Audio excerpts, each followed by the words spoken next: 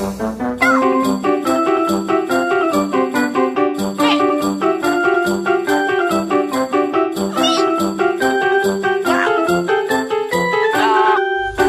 ভিন্ন স্বাদের গল্পের সমাহার চ্যানেলে আমি দোলন চট্টোপাধ্যায় লেখক রাজশেখর বসু ওরফে পরশুরামের লেখা গল্প চিকিৎসা সংকট পরিবেশন করব।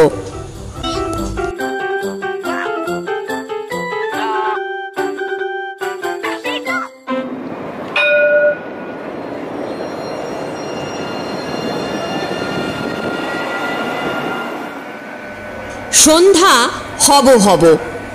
নন্দবাবু হক সাহেবের বাজার হইতে ট্রামে বাড়ি ফিরিতেছেন। বিডন স্ট্রিট পার হইয়া গাড়ি আস্তে আস্তে চলিতে লাগিল। সম্মুখে গরুর গাড়ি। আর একটু গেলেই নন্দবাবুর বাড়ির মোড়। এমন সময় দেখিলেন পাশের একটি গলি হইতে তাঁর বন্ধু বঙ্কু বাহির হইতেছেন। নন্দবাবু উৎফুল্ল হইয়া ডাকিলেন, দাঁড়াও হে বঙ্কু, আমি নামছি। নন্দর দু বগলে দুই বান্ডিল।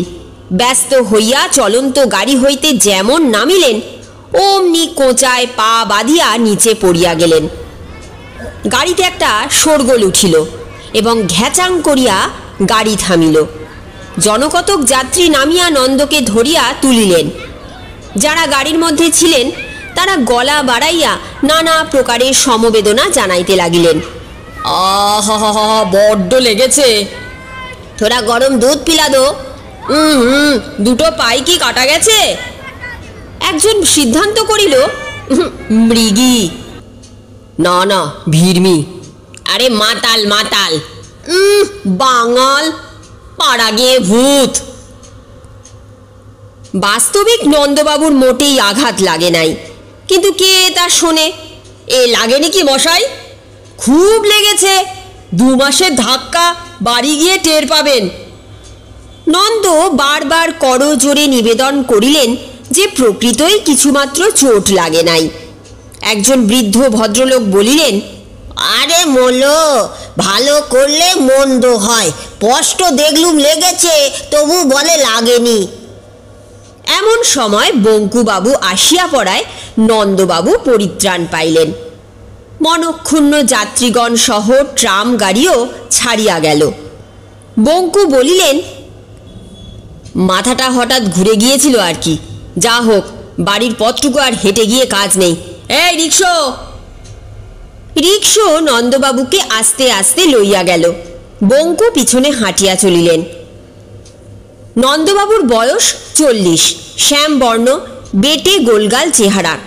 তাহার পিতা পশ্চিমে কমিসারিয়টে চাকরি করিয়া বিস্তর টাকা উপার্জন করিয়াছিলেন এবং মৃত্যুকালে একমাত্র সন্তান নন্দর জন্য কলিকাতায় একটি বড় বাড়ি, বিস্তর আসবাব এবং মস্ত একগোছা কোম্পানির কাগজ রাখিয়া যান। নন্দর বিবাহ অল্প বয়সেই হইয়াছিল, কিন্তু 1 বৎসর পরেই তিনি বিপত্নীক হন এবং তারপর আর বিবাহ করেন নাই। মাতা বহুদিন মৃতা। বাড়িতে একমাত্র স্ত্রীলোক এক বৃদ্ধা পিসি। তিনি ঠাকুর সেবা লইয়া বিব্রত। সংসারের কাজ ঝি চাকররাই দেখে। নন্দবাবুর দ্বিতীয়বার বিবাহ করিতে আপত্তি নাই, কিন্তু এ পর্যন্ত তাহা হইয়া ওঠে নাই। প্রধান কারণ আলস্য। Theatre, cinema, football match, race এবং বন্ধুবর্গের সংসর্গ, ইহাতে নির্বিবাদে দিন কাটিয়া যায়। বিবাহের ফুরসত কোথা? তারপর ক্রমেই বয়স বাড়িয়া যাইতেছে, আর এখন না করাই ভালো। মোটের উপর নন্দ নিরীহ, গো বেচারা, অল্পভাষী, উদ্যমহীন, আরাম প্রিয় লোক। নন্দবাবুর বাড়ির নিচে সুবৃহৎ ঘরে সান্ধ্য আড্ডা বসিয়াছে। নন্দ আজ কিছু ক্লান্ত বোধ করিতেছেন, সেজন্য বালাপোষ গায়ে দিয়া লম্বা হইয়া শুইয়া আছেন। বন্ধুগণের চা ও পাঁপড় ভাজা শেষ হইয়াছে। এখন পান, সিগারেট ও গল্প চলিতেছে। গুপিবাবু বলিতেছিলেন, শরীরের ওপর এত অযত্ন করো না নন্দ। এই শীতকালে মাথা ঘুরে পড়ে যাওয়া ভালো লক্ষণ নয়। মাথা ঠিক ঘোরেনি, কেবল কোঁচার কাপড় বেঁধে। আরে না না, ঘুরেছিল বই কি। শরীরটা কাহিল হয়েছে। এই তো কাছাকাছি ডাক্তার তফাদার রয়েছেন, অত বড় ফিজিশিয়ান আর শহরে পাবে কোথা? যাও না, কাল সকালে একবার তার কাছে। বঙ্কু বলিলেন, আমার মতে একবার নেপালবাবুকে দেখালেই ভালো হয়। অমন বিচক্ষণ হোমিওপ্যাথ আর দুটো নেই। মেজাজটা একটু তিরিক্ষে বটে, কিন্তু বুড়োর বিদ্যে অসাধারণ। ষষ্ঠীবাবু মুড়ি সুড়ি দিয়া এক কোণে বসিয়াছিলেন। তার মাথায় বালাক্লাফা টুপি, গলায় দাড়ি এবং তার উপর কমফর্টার। বলিলেন, বাপ, এত শীতে অবেলায় কখনো ট্রামে চড়ে? শরীর অসাড় হলে আচার খেতেই হবে। নন্দর শরীর একটু গরম রাখা দরকার। নিধু বলিল, নন্দা, মোটা চাল ছাড়। সেই এক বিরিঞ্চির আমলের ফরাস তাকিয়া, লক্কর পালকি গাড়ি আর পক্ষী রাজা ঘোড়া, এতে গায়ে গত্তি লাগবে কিসে? তোমার পয়হার অভাব কি বাবা? একটু ফুর্তি করতে শেখো। সাব্যস্ত হইল কাল সকালে নন্দবাবু ডাক্তার তফাদারের বাড়ি যাইবেন। Doctor Tafadar MD Mrs, grey স্ট্রিটে থাকেন। প্রকাণ্ড বাড়ি, দুখানা মোটর, একটা ল্যান্ড, খুব পসার। রোগীরা ডাকিয়া সহজে পায় না।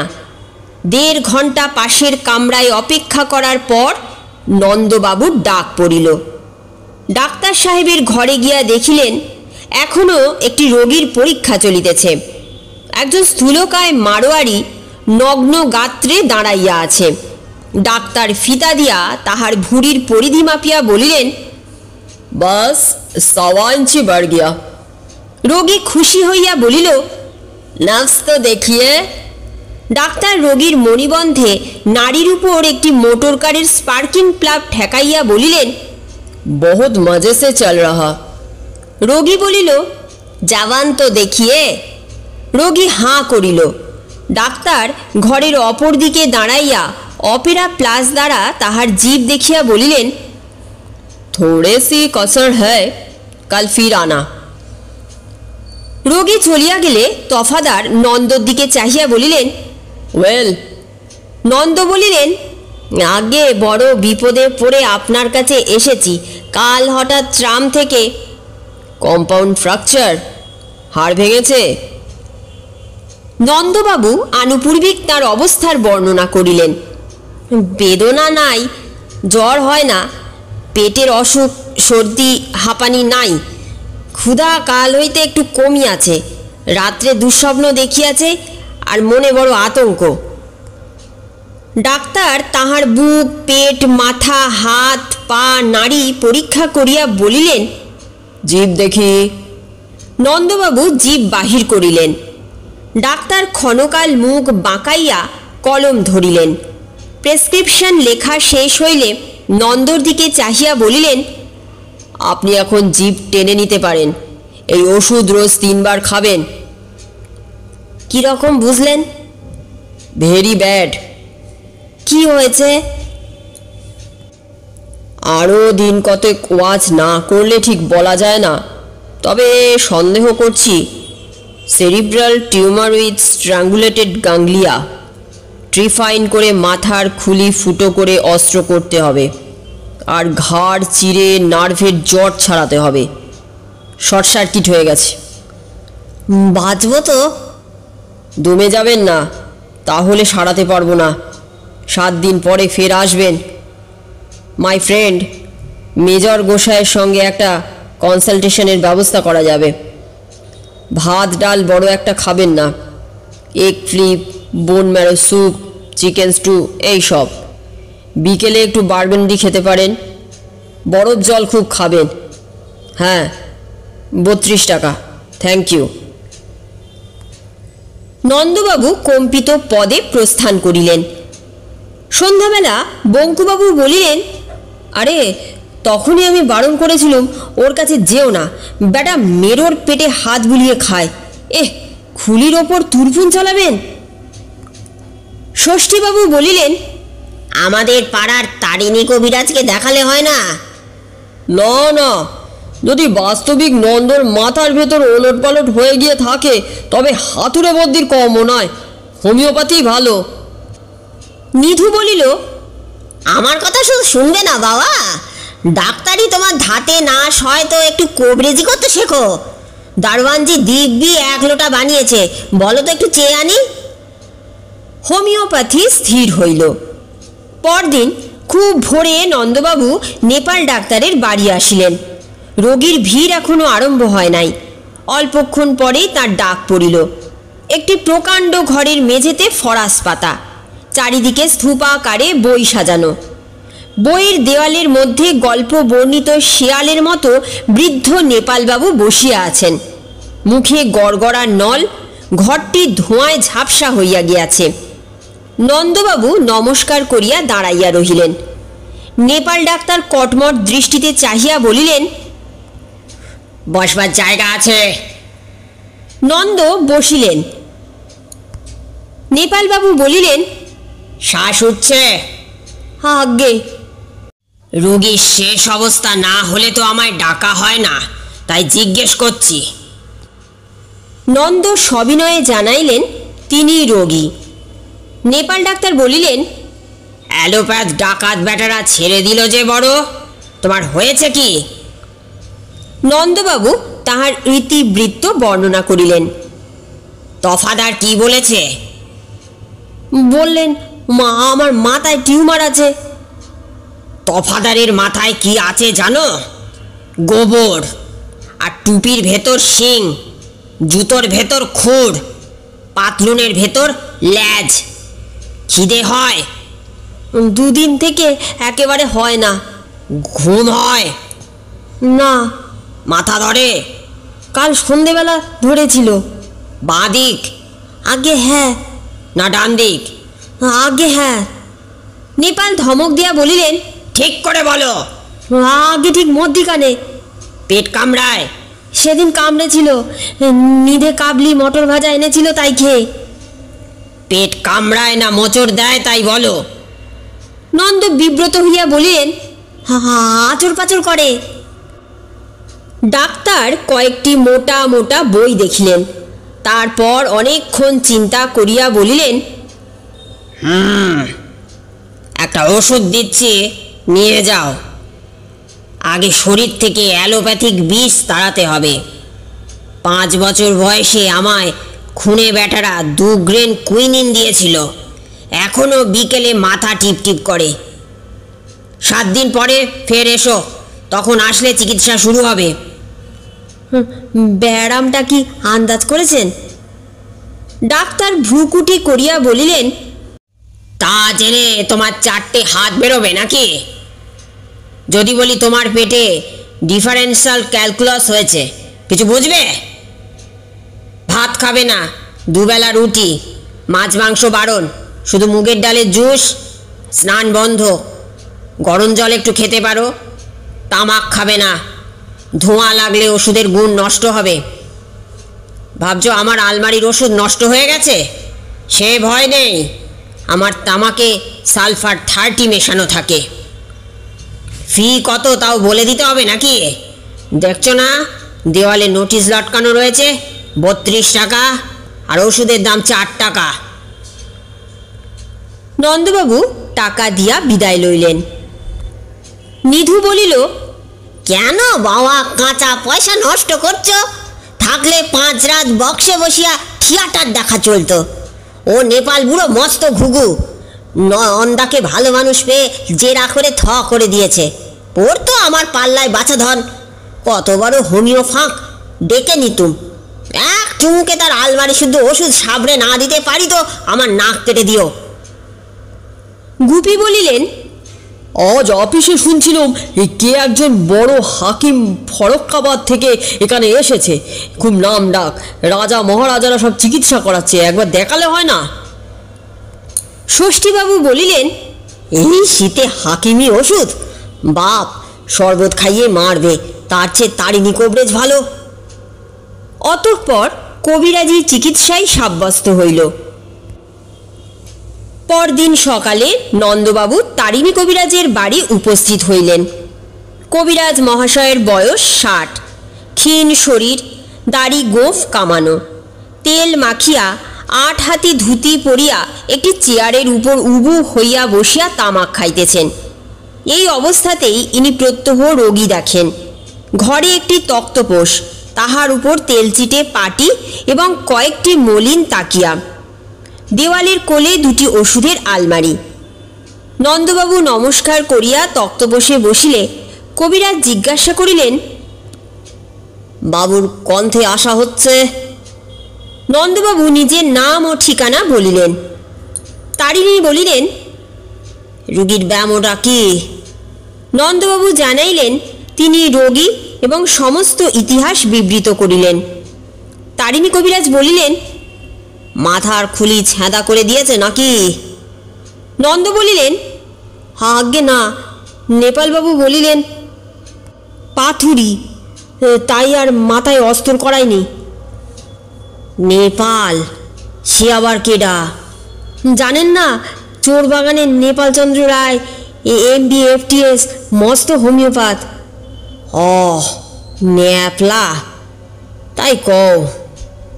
সেটা আবার ডাক্তার হলো কবে? বলি, পাড়ায় এমন বিচক্ষণ কবরেজ থাকতি ছেলে ছোকরার কাছে যাও কেন? আগে বন্ধু বান্ধবরা বললে ডাক্তারের মতটা নেওয়া দরকার, যদি অস্ত্র চিকিৎসা করতে হয়। জন্তিবাবুরই চেনো? খুলনের উকিল জন্তিবাবু? নন্দ ঘাড় নাড়িলেন। তার মামার উরুস্তম্ভ। সিভিল সার্জন পা কাটলে 3 দিন অচৈতন্যী। জ্ঞান হলিপর কইলেন, আমার ঠ্যাং কই? ডাক তারিণী সেনরে। দিলাম ঠুকে 1 দলা চবন প্রাস। তারপর কি হলো কৌদি কি? আবার পা গজিয়েছে বুঝি? ওরে ক্যাবলা, দেখ দেখ, বিড়েলে সবটা ছাগলাদ্য ঘ্রেত খেয়ে গেল। বলিতে বলিতে কবিরাজ মহাশয় পাশের ঘরে ছুটিলেন। একটু পরে ফিরিয়া আসিয়া যথাস্থানে বসিয়া বলিলেন, দাও নাড়িটা একবার দেখি। যা ভাবছিলাম তাই। ভারী ব্যায়ামও হয়েছিল কখনো? অনেকদিন আগে টাইফয়েড হয়েছিল। ঠিক ঠাউরেছি। 5 বছর আগে? প্রায় 7.5 বছর হলো। একই কথা, 5 দেড়া 7.5। প্রাতিককালে বমি হয়? আগে না। হয়? জানতে পারো না? নিদ্রা হয়? ভালো হয় না। হবেই না তো। উর্দু হয়েছে কি না? দাঁত কনকন করে? আগে না। করে? জানতে পারো না? যা হোক, তুমি চিন্তা করো নি বাবা, আরাম হয়ে যাবানে। আমি ওষুধ দিচ্ছি। কবিরাজ মহাশয় আলমারি হইতে একটি শিশি বাহির করিলেন এবং তাহার মধ্যস্থিত বড়ির উদ্দেশ্যে বলিলেন, লাফাস নে, থাম থাম। আমার সব জীবন্ত ওষুধ, ডাকলি ডাক শোনে। এই বড়ি সকাল সন্ধি 1টা করে খাবা, আবার 3 দিন পরে আসবা, বুঝেছ? আগে হ্যাঁ। সাই বুঝেছ? অনুবাদ দিদি হবে না। ট্যাবা লেবুর রস আর মধুর সাথে মারি খাবা। ভাত খাবা না। ওল সিদ্ধ, কচু সিদ্ধ এইসব খাবা। নুন ছোবা না। মাগুর মাছের ঝোল একটু চ্যানি দিয়া রাঁধি পাতি খেতে পারো। গরম জল ঠান্ডা করে খাবা। ব্যারামটা কি? যারে কয় উর্দুরি, উর্দু শ্লেষাও কইতে পারো। নন্দবাবু কবিরাজের দর্শনীয় ঔষধের মূল্য দিয়া বিমর্ষ চিত্তে বিদায় লইলেন। নিধু বলিল, কি দাদা, কবিরাজির স্বাদ মিটল? গুপি বলিল, না, এসব বাজে চিকিৎসার কাজ নয়, কোথাও চেঞ্জে চল। বঙ্কু বলিল, আমি বলি কি, নন্দ বেথা করে ঘরে পরিবার আনুক, এরকম দামড়া হয়ে থাকা কিছু নয়। নন্দ চি চি স্বরে বলিলেন, আর পরিবার, কোন দিন আছি কোন দিন নেই। এই বয়সে একটা কচি বউ এনে মিথ্যে জঞ্জাল জোটানো। নিধু বলিল, নন্দা, একটা মোটর কেন মাইরি, 2 দিন হাওয়া খেলেই চাঙ্গা হয়ে উঠবে। 7 সিটার হটসন, সেটের কোলে আমরা তো 5 জন আছি। ষষ্ঠীবাবু বললেন, তা যদি বললে তবে আমার মতে মোটর কারো যা পরিবারও তা ঘরে আনা সোজা, কিন্তু মেরামতি খরচ জোগাতে প্রাণান্ত। আজ টায়ার ফাটলো, কাল গিন্নির অম্বল শুলো, পরশু ব্যাটারি খারাপ, তরশু ছেলেটার ঠান্ডা লেগে জ্বর। অমন কাজ করো না নন্দ, জিরবার হবে। এই শীতকালে কোথা দুদণ্ড লেপের মধ্যে ঘুমু মশায়, তা নয় সারা রাত প্যান প্যান ট্যাঁ ট্যাঁ। নিধু বলল, ষষ্ঠীকুড়ো যেরকম হিসেবি লোক, একটা মোটা সোটা রোলা ভাল্লুকের মেয়ে বিয়ে করলে ভালো করতেন, লেপ কম্বলের খরচা বাঁচত। গুপিবাবু বললেন, যাহা 52 তাহা 53। কাল সকালে নন্দ একবার হাকিম সাহেবের কাছে যাও, তারপর যা হয় করা যাবে। নন্দবাবু অগত্যা রাজি হইলেন। হাজিক উল মুলুক বিন লোকমান নুরুল্লাহ গজন ফরুল্লাহ অল হকিম ইওয়ানানি লোয়ার চিতপুর রোডে বাসা লইয়াছেন। নন্দবাবু তেতলায় উঠিলে একজন লুঙ্গি পরা ফেজধারী লোক তাহাকে বলিল, আসেন বাবু মশাই, আমি হাকিম সাহেবের মীর মুন্সি। কি বেমারি বলেন, আমি লিখে হুজুরকে ইতালা ভেজিয়ে দিব। বেমারি কি সেটা জানতেই তো আশা বাপু। तब भी कुछ तो बोलें। ना तकती, बुखार, पिल्ली, चेचक, घेस, बवासीर, रात अंधी। ও সব কিছু বুঝলুম না বাপু, আমার প্রাণটা ধরফর করছে। সহি বলেন, দিল তরপানা। মোহর এনেছেন? মোহর? হাকিম সাহেব চাঁদি ছন্না, নজরানা 2 মোহর। না থাকে আমি দিচ্ছি 45 টাকা, আর বাট্টা 2 টাকা, আর রেশমি রুমাল 2 টাকা। দরবারে যে আগে হুজুরকে বন্দগি জানাব বলবেন, তারপর রুমালের ওপর মোহর রেখে সামনে ধরবেন। মুন্সি নন্দবাবুকে তালিম দিয়া দরবারে লইয়া গেল। একটি বৃহৎ ঘরে গালিচা পাতা, এক পার্শ্বে মসনদের উপর তাকিয়া হেলান দিয়া হাকিম সাহেব ফর্সিতে ধূমপান করিতেছেন। বয়স 55, বাবরি চুল, গোঁফ খুব ছোট করিয়া ছাঁটা, আবক্ষ লম্বিত দাড়ির গোড়ার দিক সাদা, মধ্যে লাল ডগায় নীল, পরিধান শাটিনের চুড়িদার ইজার, কিংখাপের জোব্বা, জরির তাজ, সম্মুখে ধূপদানে মুসব্বর এবং রুমি মস্তগে জ্বলিতেছে, পাশে পিকদান, পানদান, আতরদান ইত্যাদি। 4-5 জন পারিষদ হাঁটু মুড়িয়া বসিয়া আছে এবং হাকিমের প্রতি কথায় কেরামত বলিতেছে। ঘরের কোণে একজন ঝাঁকড়া চুলো চাপ দেড়ে লোক সেতার লইয়া পিরিং পিরিং এক বিকট অঙ্গভঙ্গি করিতেছে। নন্দবাবু অভিবাদন করিয়া মোহর নজর দিলেন। হাকিম ঈষৎ হাসিয়া আতরদান হইতে কিঞ্চিত তুলা লইয়া নন্দর কানে গুজিয়া দিলেন। মুন্সি বলিল, আপনি বাংলায় বাতচিত বলেন, আমি হুজুরকে সমঝিয়ে দিব। নন্দবাবুর ইতিবৃত্ত শেষ হইলে হাকিম ঋষভ কণ্ঠে বলিলেন, আর লাও। নন্দ শিহরিয়া উঠিলেন। মুন্সি আশ্বাস দিয়া বলিল, ডরবেন না মশাই, জনাবকে আপনার সির দেখলান। নন্দর মাথা টিপিয়া হাকিম বলিলেন, হাড্ডি পিলপিলায়া গয়া। মুন্সি বলিলেন, শুনেছেন, মাথার হাড় বিলকুল নরম হয়ে গেছে। হাকিম 3 রঙা দাড়িতে আঙুল চালাইয়া বলিলেন, সুরমা সুরখ। একজন একটা লাল গুড়া নন্দর চোখের পল্লবে লাগাইয়া দিল। মুন্সি বুঝাইল, আঁখ ঠান্ডা থাকবে, নিন্দ হবে। হাকিম আবার বলিলেন, রোগন বব্বর। মুন্সি হাঁকিল, এ জি বলবর, আস্তুরা লাও। নন্দবাবু, হা হা, আরে তুম করো কি? বলিতে বলিতে নাপিত চট করিয়া তাহার ব্রহ্মতালুর উপর 2 ইঞ্চি সমচতুষ্কোপ কামাইয়া দিল। আর একজন তাহার উপর একটা দুর্গন্ধ প্রলেপ লাগাইল। মুন্সি বলিল, ঘবরান কেন মশাই, এ হচ্ছে বাব্বরি সিঙ্গির মাথার ঘি, বহুত কিম্মত, মাথার হাড্ডি শক্ত হবে। নন্দবাবু কিয়ৎক্ষণ হতভম্ব অবস্থায় রহিলেন। তারপর প্রকৃতিস্থ হইয়া বেগে ঘর হইতে পলায়ন করিলেন। মুন্সি পিছনে ছুটিতে ছুটিতে বলিলেন, আমার দস্তুরি। নন্দ একটা টাকা ফেলিয়া দিয়া 3 লাফে নিচে নামিয়ে গাড়িতে উঠিয়া কোচম্যানকে বলিলেন, হকাও। সন্ধ্যাকালে বন্ধুগণ আসিয়া দেখিলেন বৈঠকখানার দরজা বন্ধ। চাকর বলিল, বাবুর বড় অসুখ, দেখা হইবে না। সকলে বিষণ্ণ চিত্তে ফিরিয়া গেলেন। সমস্ত রাত বিছানায় ছটফট করিয়া ভোর 4টের সময় নন্দবাবু ভীষণ প্রতিজ্ঞা করিলেন যে আর বন্ধুগণের পরামর্শ শুনিবেন না, নিজের ব্যবস্থা নিজেই করিবেন। বেলা 8টার সময় নন্দ বাড়ি হইতে বাহির হইলেন এবং বড় রাস্তায় ট্যাক্সি ধরিয়া বলিলেন, সিধা চলো।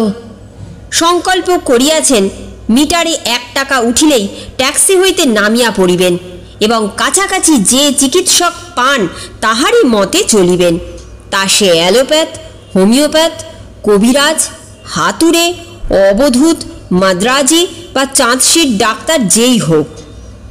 বউবাজারে নামিয়া একটি গলিতে ঢুকিতেই সাইনবোর্ড নজরে পড়িল, doctor miss B Mallick. নন্দবাবু miss শব্দটি লক্ষ্য করেন নাই, নতুবা হয়তো ইতস্তত করিতেন। একেবারে সোজা পর্দা ঠেলিয়া একটি ঘরের ভিতর প্রবেশ করিলেন। মিস বিপুলা মল্লিক তখন বাহিরে যাইবার জন্য প্রস্তুত হইয়া কাঁধের উপর সেফটিপিন আঁটিতেছিলেন। নন্দকে দেখিয়া মৃদুস্বরে বলিলেন, কি চাই আপনার? নন্দবাবু প্রথমটা অপ্রস্তুত হইলেন, তারপর মরিয়া হইয়া ভাবিলেন, দূর হক, না হয় লেডি ডাক্তারের পরামর্শই নেব। বলিলেন, বড় বিপদে পড়ে আপনার কাছে এসেছি। পেন আরম্ভ হয়েছে? পেন তো কিছু টের পাচ্ছি না। First confinement? আগে প্রথম পোয়াতি? নন্দ অপ্রতিভ হইয়া বলিলেন, আমি নিজের চিকিৎসার জন্য এসেছি। মিস মল্লিক আশ্চর্য হইয়া বলিলেন, নিজের জন্যে? ব্যাপার কি? সমগ্র ইতিহাস বর্ণনা শেষ হইলে মিস মল্লিক নন্দবাবুর স্বাস্থ্য সম্বন্ধে 2-4টি প্রশ্ন করিয়া বলিলেন, আপনার নামটি জিজ্ঞাসা করতে পারি কি? নন্দবাবু বলিলেন, শ্রী নন্দদুলাল মিত্র। বাড়িতে কে আছেন? নন্দ জানাইলেন, তিনি বহুদিন বিপত্নী, বাড়িতে এক বৃদ্ধা পিসি ছাড়া কেউ নেই। মিস মল্লিক বলিলেন, কাজকর্ম কি করা হয়? তা কিছু করি না, পৈতৃক সম্পত্তি আছে। মোটর কার আছে? নেই, তবে কেনবার ইচ্ছা আছে। মিস মল্লিক আরও নানা প্রকার প্রশ্ন করিয়া কিছুক্ষণ ঠোঁটে হাত দিয়া চিন্তা করিলেন। তারপর ধীরে ধীরে বামে দক্ষিণে ঘাড় নাড়িলেন। নন্দ ব্যাকুল হইয়া বলিলেন, দোহাই আপনার, সত্যি করে বলুন, আমার কি হয়েছে? টিউমার, না পাতুরি, না উদরি, না কালাজ্বর, না হাইড্রোফোবিয়া? মিস মল্লিক হাসিয়া বলিলেন, কেন আপনি ভাবছেন? ওসব কিছুই হয়নি। আপনার শুধু একজন অভিভাবক দরকার। নন্দ অধিকতর কাতর কণ্ঠে বলিলেন, তবে কি আমি পাগল হয়েছি? মিস মল্লিক মুখে রুমাল দিয়া খিলখিল করিয়া হাসিয়া বলিলেন, ও ডিয়ার নো, ডিয়ার নো, পাগল হবেন কেন? আমি বলছিলাম আপনার যত্ন নেবার জন্যে বাড়িতে উপযুক্ত লোক থাকা দরকার। কেন, পিসিমা তো আছেন। মিস মল্লিক পুনরায় হাসিয়া বলিলেন, দি আইডিয়া, মাসি পিসির কাজ নয়। যাক, আপাতত একটা ওষুধ দিচ্ছি, খেয়ে দেখবেন, বেশ মিষ্টি, এলাচের গন্ধ। 1 সপ্তাহ পরে আবার আসবেন।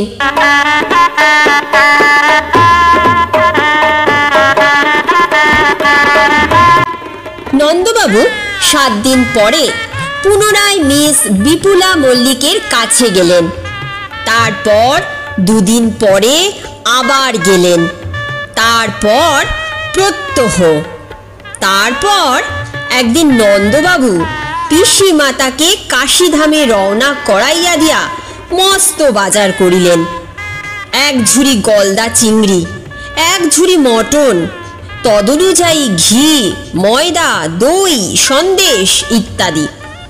বন্ধুবর্গ খুব খাইলেন। নন্দবাবু জরি পার সূক্ষ্ম ধুতির উপর সিল্কের পাঞ্জাবি পরিয়া সলজ্জ সস্মিত মুখে সকলকে আপ্যায়িত করিলেন। মিসেস বিপুলা মিত্র এখন আর স্বামী ভিন্ন অপর রোগীর চিকিৎসা করেন না। তবে নন্দবাবু ভালোই আছেন, মোটর কার কেনা হইয়াছে। দুঃখের বিষয় সান্ধ্য আড্ডাটি ভাঙিয়া গিয়াছে।